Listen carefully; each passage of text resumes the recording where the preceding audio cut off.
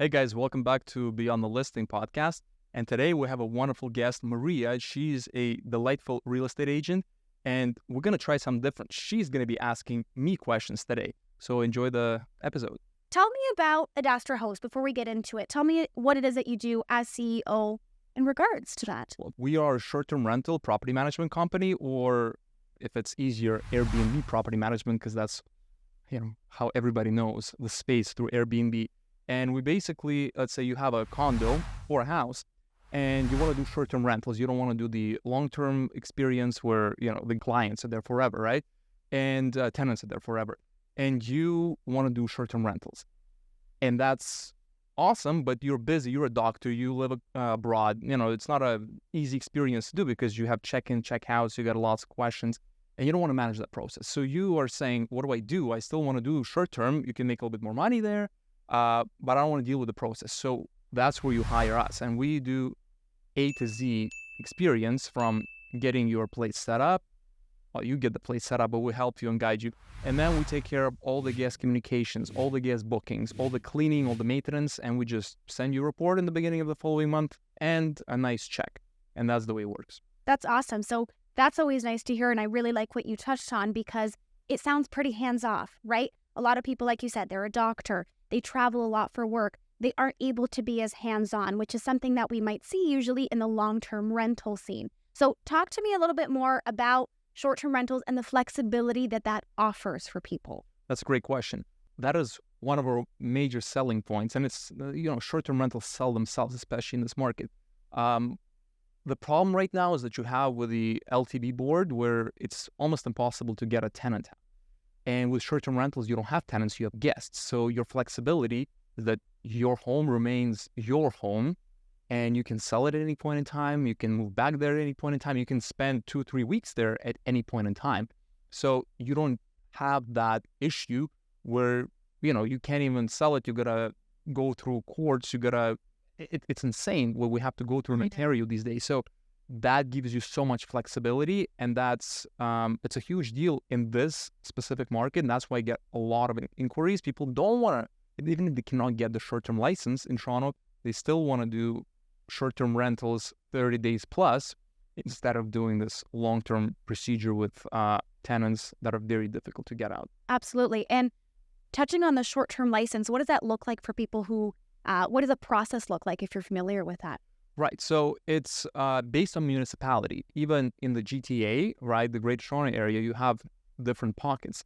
And each municipality has different requirements. They're in general similar. They want it to be principal residence. So it has to be principal residence. They usually allow only 180 days because if it's your principal residence, you have to be there for half a year. Right. Technically, right? And there's gray areas there. And most people who live abroad, they just rent it, and then you do 30 days plus, 28 days plus for the period when your short-term days is over. So it's the principal residence, it's the literally just like your driver's license. They're making those things more stringent. And in Oakville, for example, they need police report, right? Criminal background check, like they need HVAC inspection. They have a lot more things.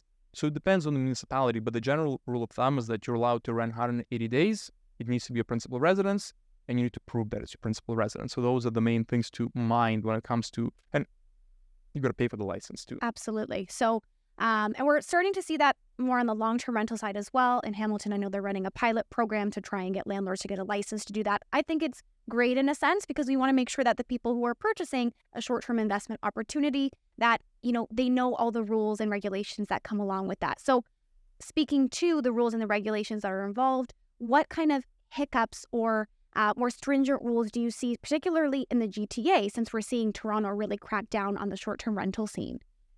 Right, that's it's a loaded question. So it's a lot of stuff to unpack there, but I would say that the main thing is the trajectory. The government are trying to stop the short-term rentals, but it's not possible because they're going to collapse the whole tourist industry. So they're treading lightly, and Airbnb is great at providing legal support and pushing the city, saying, listen, we should have rules so people are good operators. There's a good operator book, and we would love to follow that, but it has to be within reason. And now like a lot of new regulations came out, like the price of STR license, short-term rental license in Toronto is going up from $55 to $375. When you're making a lot of money, it's not a big deal, but the city is trying to make as much as possible. They're asking now people to have exit diagrams in their units. They want emergency and 24 access numbers. Property management company like ours can provide that. And there's lots of little things that are coming in the pipeline, and they are hiring more people to do more inspections. I actually have one of the clients who are going through the process because their neighbors reported them that that it's not their principal residence. People should mind their own business often, but it is what it is. Yeah. And now they're going through, they have to prove, I send them a bunch of documents like bank statements, their travel plans, et cetera, that they actually, it's their principal residence and they're just renting when they're away. And they have in-house inspections to see that they actually have their clothing there and it's not just, a stage hotel. Mm-hmm. So there is, they're making it more difficult, but it's still worth it because you make a lot more money by doing this and you have the flexibility that we talked about. Exactly. And so, when you're looking at places like Mexico or Florida, where for the most part, you can just rent out your property almost year round. But here in Canada and the GTA, we're looking at different seasons. So how do you guys combat the seasonal changes that we see and getting guests into the properties? Well, every location has seasonal, seasonal timings, right? And occupancy rates. So Mexico and Florida also have low season. Mm-hmm. In Mexico and Florida, the lowest season during the hurricane season, I think September to November, it's pretty dead. Mexico in the summer is not fantastic either because it's like plus 55 over there. I'm exaggerating, but it's very hot. Their hottest season in Mexico is January to the end of February, where everybody's making bank. But so it's like that everywhere, not just Toronto. Toronto is an easy slow season because it's just the winter, right? But what we do, because we only have 180 days to do short term, we use those 180 days during the high season to maximize the revenue. And during the slow season, we're doing midterm rentals, month to 3 months. A nurse is coming to a hospital where she needs to work for a few months. We get her in. So we combine both strategies and we work around the rules, or work rather with the rules, and we're able to maximize the profits that way. Use the short-term days in the summer and do the midterm in the winter during the slow season. So you're, maximizing the profits throughout the whole year. Mm-hmm. And that sounds like a really good strategy. So speaking to the profitability of short-term rentals, why, in your opinion, should investors choose a short-term rental versus a long-term rental when it comes to the profitability? Right. Like we talked about flexibility, that's pretty understandable. And the profitability, I would say on average, let's use a downtown condo, for example. If you have a condo downtown that is in a Airbnb allowed condo, so officially you can Airbnb there, you're not sneaking around the concierge and the property management, you're able to make from 20 to 50%, depending on how things go, depending on the, what's happening in the world, because people still need to travel, but sometimes during recessions, you're not making as much. You're making 100% more in the summer, or even more than 100%. I've seen, and I'm talking about money in your pocket after all the cleaning fees, after Airbnb commission, after our commission, right?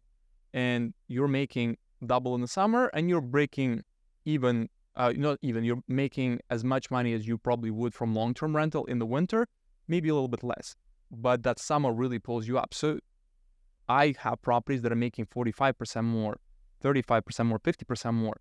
And that is the range. I would say you should be making more money by at least 20% than from a long-term rental. So I've never seen a property make less. So it's very advantageous financially, and you have the flexibility. So if you do have a condo, but not all the condos allow it, you do have a condo, Toronto downtown, that allows Airbnbs, you're sitting in a gold mine. And if you're doing long-term rentals, you're literally missing out on all the money and the flexibility. Absolutely. And what I like that you touched on is you're making so much more.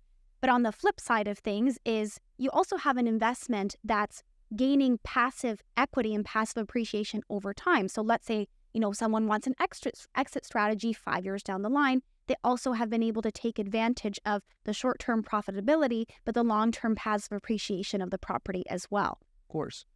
And it would still appreciate if you're doing long-term, And there's nothing wrong with that. It's just that people have different objectives and what they're doing in their lives, right? They might live abroad and they want to use it for a month out of the year. Or I have clients who specifically purchased an investment, rather not even an investment. They purchased the property where they live, but they're digital nomads and they're traveling during the winter and some of the, times during the summer. And we rent out during that time. So they're making money during the time that they're away because the building allows Airbnbs, and then they're using it as their own properties, their principal residence.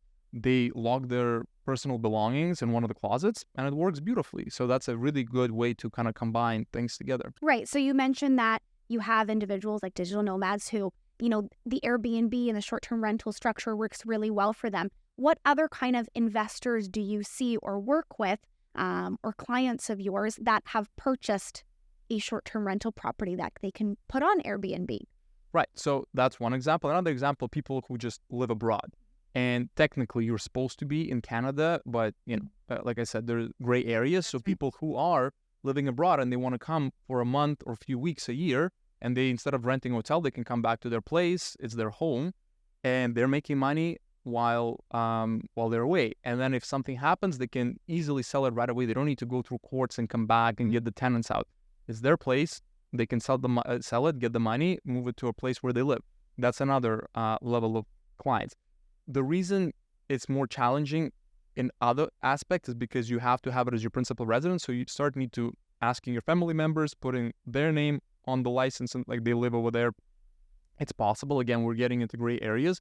We don't want to hear about it. We'll manage a property, but the owners need to prepare. We just tell them this is the situation. That's the legality of things. If you figure it out, however you figure it out, we don't want to know. We'll manage it if it's properly registered and if it's an Airbnb-friendly building, because it's almost impossible to work around when it's not. It becomes a hassle, not a business. Yeah. Mm-hmm. So that's the way it works. So yeah, people who are interested in that flexibility, anybody can purchase it, but they have to understand that they have to have a strategy of having that as their principal residence or like a principal residence of a family member. And why has your company decided to use Airbnb as the main platform? What's so great about Airbnb? Well, it's not the only platform we use. We use booking.com. We use Cottages in Canada for cottages. If VRBO was legal in Toronto, it's actually not licensed for the GTA. So you're not allowed to, you can't list on VRBO in Toronto. Mm-hmm. We would use all of them. We never use Facebook Marketplace or Kijiji because the quality of the leads and the guests there would not be the same. We have very high standards for what we want. And why Airbnb? Because first of all, they're huge. Everybody knows if they want to go and stay at somebody's place, if they don't want a hotel, they got to go to Airbnb, it's right? The go-to, yeah. Exactly. So they did the good marketing. In addition to that, Airbnb provides damage protections called air cover. So if we don't allow parties, we don't allow any kind of that stuff, smoking, et cetera, in our premises. But if, God forbid, something happens and there's some damage, Airbnb covers that. There's no issues with booking.com. It's trickier. They don't do that. So we have other ways of mitigating those risks, but we prefer Airbnb, and your calendar is 90% booked with Airbnb anyways. You don't need other platforms. And like I said, booking.com and other platforms, they are secondary kind of backup. We even have higher prices on those platforms. So if somebody books, we make some more money for the client. Right. That makes total sense. So and that's the thing, like anytime that I'm looking to book a place when I'm going abroad, wherever it is, constantly Airbnb. I don't even look at hotels personally anymore. I literally just go on Airbnb, right? Because it's a little bit more lenient in that sense. How are you guys vetting guests who want to come stay? Is there a process that you guys go through? Yes, for sure. We vet every guest, even though we have a setup where guests can book automatically. It's InstaBook, and they just book if they want to. But then once they book, we look at their profile, we look at their reviews, we, send a few messages, we see the way they communicate, and you can gauge so much from that. Oh, absolutely. And once you have some concerns of what's happening, like you see we have stringent house rules. Like I said, no party, no smoking, no pets. And also minimum 25 years of age, mm-hmm. because you can do those things. You can set anything you want on Airbnb because it's short-term rental. You can have any regulations. There's whatever you want. That's the benefit of doing short-term rentals. With long-term rentals, you can't set rules. It's illegal to say, can't rent it to an 18-year-old kid, right? Right. Here, it's your property. I'm not comfortable with having 18, 19-year-old students coming and having a party because they're probably going to have a party. And then you see a young guy who looks like he's 19 in the picture, and you're like,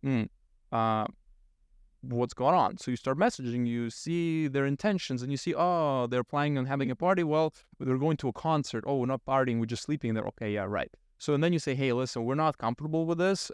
We don't have we have very stringent house rules. It's best you cancel and find someone else. We've had those situations, and people are like, oh, yeah, we better do it. We install monitoring devices for decibel levels and for smoke that will also tell us. And we say there's $1,000 fine if those go off. So be very careful. Like, you might want to reconsider this. And they say, yeah. And they cancel, and it's not an issue. So we definitely go through the vetting process. That's very organic. The first stage are these stringent house rules, and most people don't even want to book it because they see the stringent house, like, we're not dealing with this, we'll book somebody else's. And then the second level would be our communication. And we see, okay, they kind of pass that bar, but it still sounds weird. It's very rare because mostly we get business professional families. You can see right away in pictures and the way that they also write you a message. You send them a welcome message and they say, hey, we're coming with, family to see Toronto. And you're like, okay, good, perfect, nice, right? And I like that you mention all of these things because you can tell that you really care about taking care of your property owners, of your clients, to make sure that their property is well taken care of. A lot of people who I've talked to in the past, investors who are thinking, should I go the long-term route? Should I go the Airbnb short-term rental route? They always bring up the wear and tear on the property. They always bring up, well, it's a revolving door of people coming in and out of my property, so my property is going to be damaged by the end of a couple of years. Do you have a different experience with that? Yeah, it's actually the biggest myth in the short-term rental space, right? And just to kind of mention our values, our core values are the following. The first and the most important value is that we want your home to remain your home, and we're going to take care of it as though it's our home. So it's not maximizing your revenue, maximizing your profit. It's not something else. It's literally that. Maximizing the profit comes as the second most important thing because we need to all make money. We're on commission. We don't want to work for free. I hear you. We want to make you money. But first of all, we're going to take care of your property so it's in immaculate condition. That's our goal. And when something happens, we will take care of everything. We'll use air cover or anything else. So you don't need to worry about anything, because that is, if somebody had a party at my place, that's what I would do. We would do it for you. So that's our philosophy. And it's not for everybody because some people they don't care what's happening. They just want to make money. So I say there are other companies that focus on that. They don't wash bed sheets. They save money that way. It's, my head of cleaning, she told me a wild story. She's like, yeah, people don't want to, people tell us if the sheets look clean, don't wash them. I'm like, oh, what? hell no. So yeah, so not a good situation. And then your question in terms of wear and tear, biggest myth, because you have professional cleaning done after every single time the guests leave. They stay there for 3 days, 5 days, we get professional cleaning. The place is immaculate.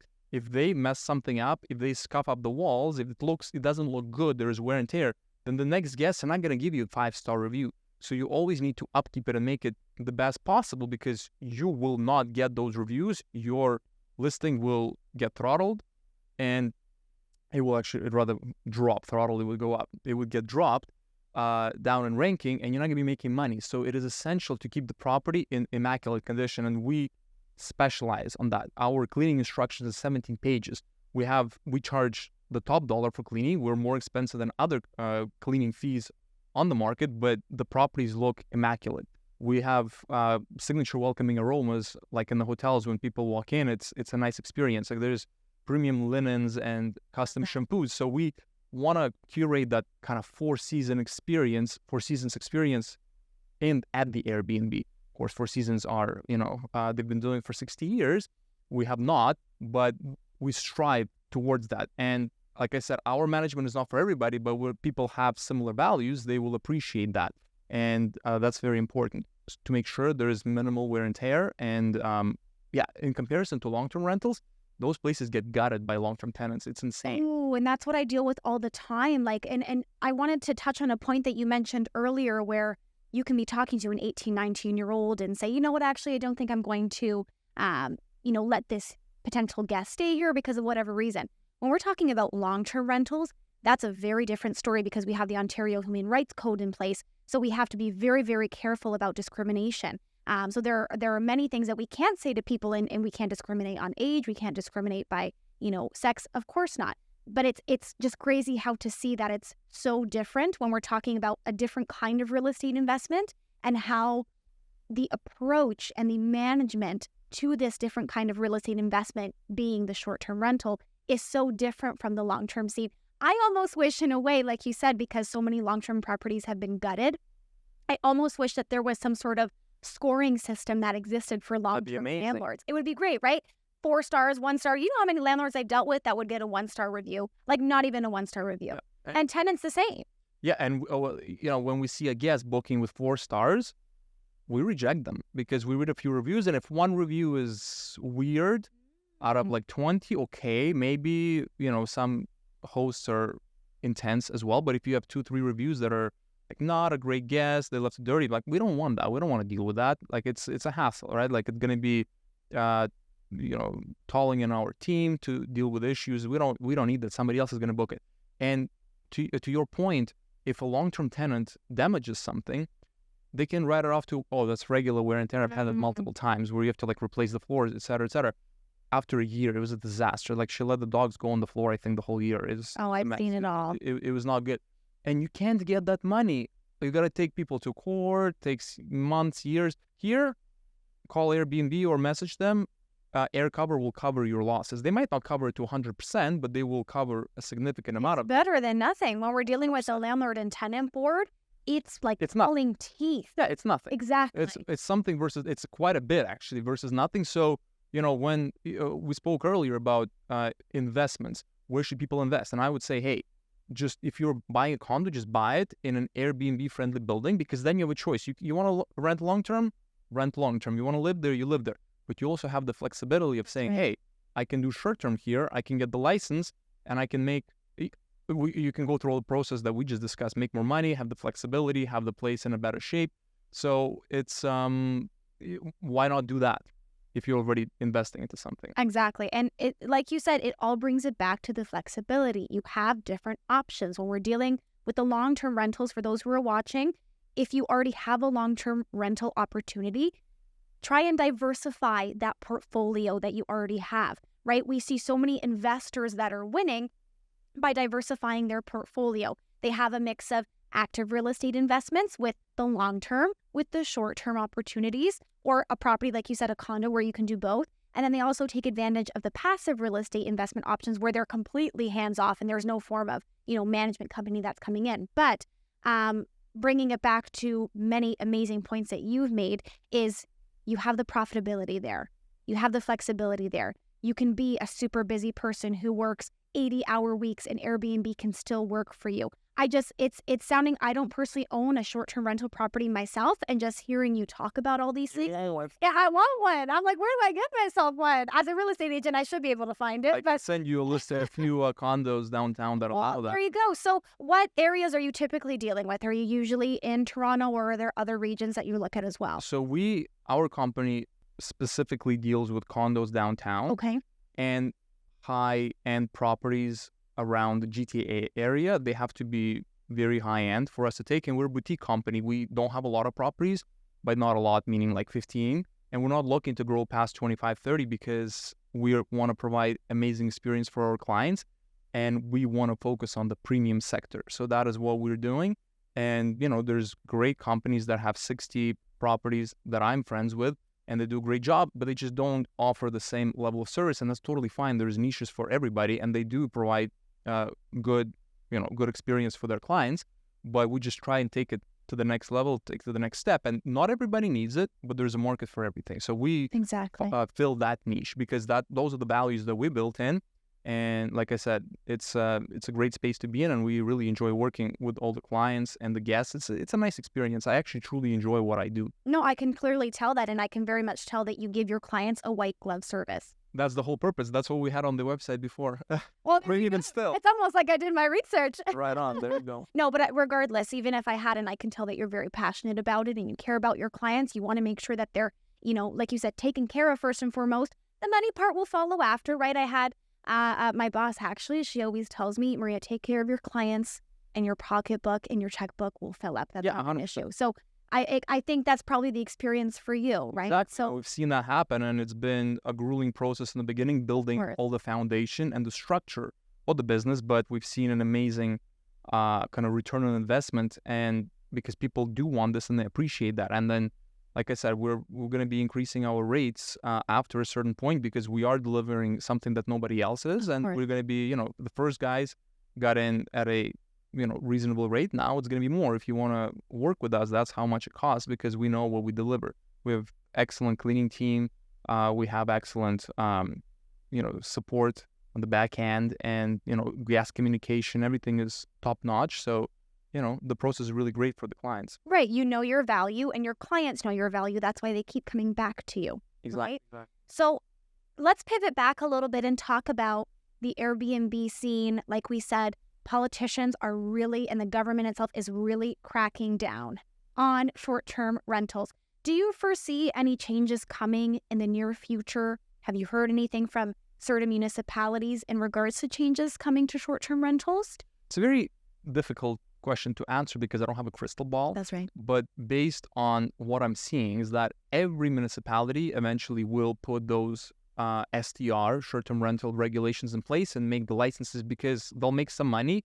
They don't need to reinvent the wheel. They'll just take, already existing charter or whatever you want to call it, of rules and regulations from another municipality, tweak it to their need, and then they will roll it out and make money from. Some will charge $50, some will charge $600. Like in Muskoka regions, they charge $600 for a license for just 2.5 months. That's crazy. Yeah, it's insane. But, property owners make a lot of money, so that's, it's part of the game. That's where it's at right now. Where are they going to go? It's been a witch hunt because, politicians are screaming that, short-term rentals are killing the supply. They're involved. Affordability crisis. They're a major factor in the housing crisis. And the StatCan study, I don't quote me on the name of the other ones, other studies came out and they said that short-term rentals have minimal to zero impact on that because they're just such a small fraction of the supply. It's literally less than 1.6 or 1.5% in some places even less than 1%. And that's not going to make any effect. Even if you put all of them on the market, it's going to either make no effect or such a little dent that it's not even noticeable. So it's just a witch hunt and it has nothing to do with reality. But, they're still pushing that agenda. And so it is more difficult for people to be able to attain short-term license, but it's better for the ones who already have because then you have lower supply of Airbnbs and the ones who have it, they're in demand. So it kind of works well for the properties that we're managing. And will they get more stringent? Potentially, but it's very hard to tell. Maybe they will relax them a bit because New York is a great example where hotel prices went up by 30 to 50% because they pretty much banned Airbnb. They didn't ban it, but it's not an Airbnb experience anymore that we are used to. An owner has to be at the unit when they're renting a room. Oh, wow. I didn't know that. That's not even like that. You can't even rent. It's not feasible at all. Yeah, so it's not the same experience. So people who wanted their own unit, an apartment, right? And there's nothing wrong with hotels. Hotels have their own space. I love hotels, right? You have that experience. But if you want to have your kitchen, you want to have that type of experience, you need an Airbnb, right? If you have a larger family coming, instead of renting 3 hotel rooms, you just get one apartment with 2 bedrooms and somebody sleeps in the living room, right? And they don't have that option anymore in New York City. So the hotel prices went through the roof.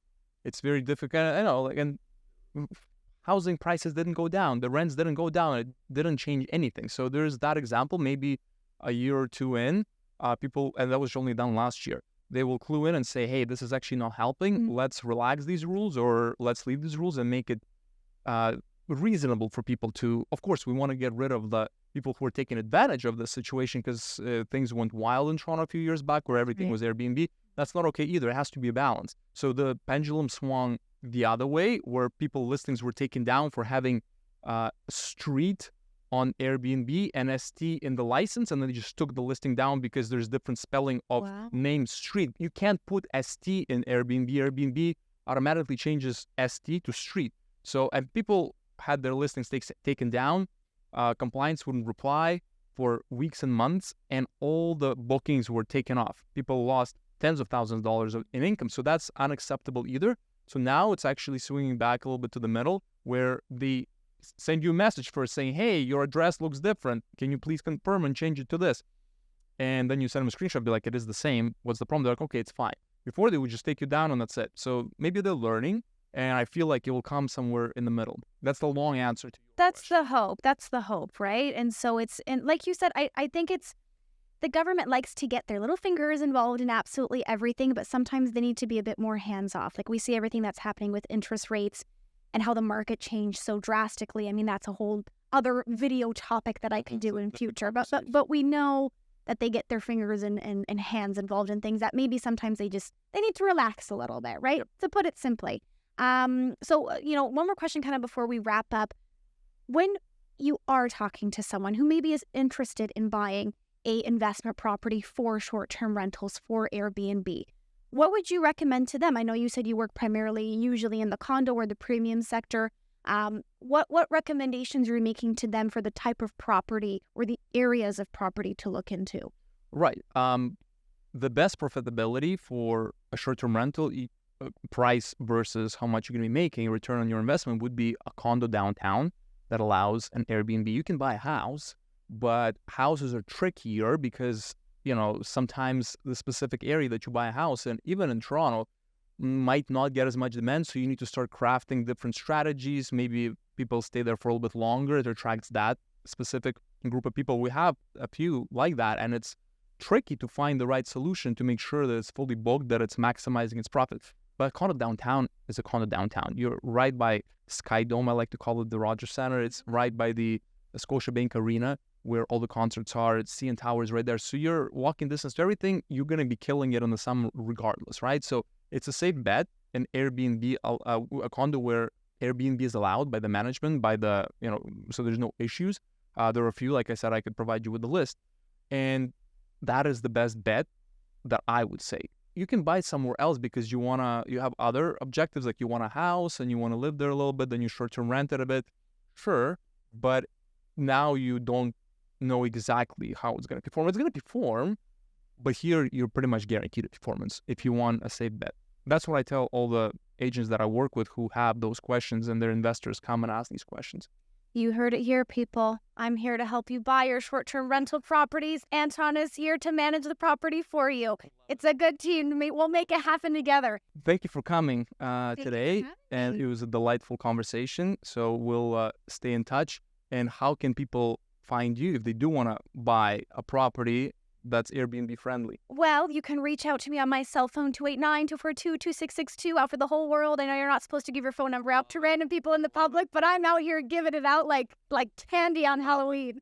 And then also my personal Instagram, Maria.Angelescu, but I do a lot of real estate related content on the team that I'm on, which is themother-daughter.team on Instagram.